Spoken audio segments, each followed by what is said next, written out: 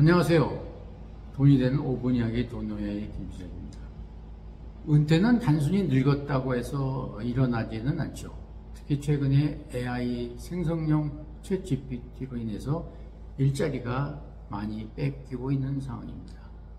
그래서 늙거나 젊거나 관계없이 시대의 상황에 못 맞추게 되면 자연적으로 은퇴가 되고 있죠.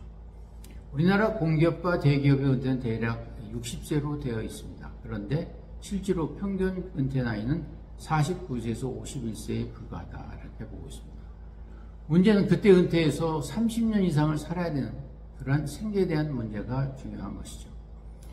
미국에 배우 있던 존 베리모어는 이렇게 얘기합니다. 꿈이 있는 곳에 후회가 들어설 때에 인간은 비로소 늙는다는 것이죠. 바로 늙는다는 것은 나이가 들어서 늙는 것이 아니라 꿈을 잃어버린 것이죠.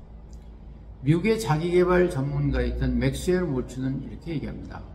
미켈란젤로는 80세가 넘어서 최고 작품을 만들었고요. 괴테도 80세가 넘어서 파우스트를 쓰고 90세에 완성을 했습니다. 에디슨도 90세에 넘어서야 연구에 불을 붙였고요. 피카소는 75세에 미술계를 지배했다고 합니다.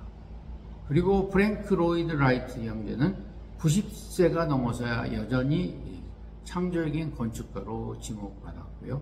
버나드 쇼 역시 60세에 시골 작곡했다고 합니다. 바로 정신이 젊어지면 육체도 건강해지는 것이죠.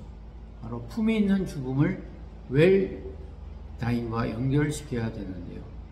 우리가 논어에 보면은 죽음에 대해서 얘기할 때 사는 것도 모르는데 죽음을 어떻게 얘기하느냐 이렇게 얘기를 합니다. 그리고 죽음에 대한 부정적인 얘기를 하는데 그것은 사실 바람직한 얘기는 아니죠.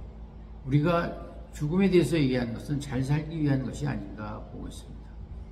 우리가 일생 살면서 발생할 수 있는 위험에 대한 보험, 질병, 사고에 대한 진단금, 수술비, 입원비 등에 대해서는 굉장히 각별히 준비를 하고 하는데 막상 죽음에 대한 것은 준비를 하지 않지 않나 이렇게 보고 있습니다. 살아있는 백과사전이라 이렇게 명칭을 받고 있는 움베르토 에코는 침착하게 죽음을 준비하는 방법으로 모두가 바보임을 확인할 뿐이다 라고 농담 같은 진담을 얘기했습니다. 2005년도에 스티브 잡스는 스탠포드 대학에서 이렇게 얘기를 합니다. 삶이 만든 최고의 발명이 죽음이다. 죽음을 생각하면 삶을 잘 살 수 있다고 보고 있습니다. 주변을 봐도 죽음을 잘 준비하신 분, 은퇴를 준비하신 분들을 보게 됩니다. 대기업 임원으로 계시다가도 아파트 경비하는 분이 있고, 또 교수로 퇴직하다가도 퇴직하고 공공시간 관리자로 할 수 있고, 또 대기업의 오너로 있다가도 자선봉사하시는 분들, 바로 이러한 즐겁게 사는 것이 중요하지 않나 보고 있습니다. 문제는 은퇴했는데 은퇴를 부정하고 은퇴에 대한 준비를 하지 않고 그냥 시간을 낭비하는 것이 위험한 우리의 생각이 아닌가 생각합니다. 감사합니다.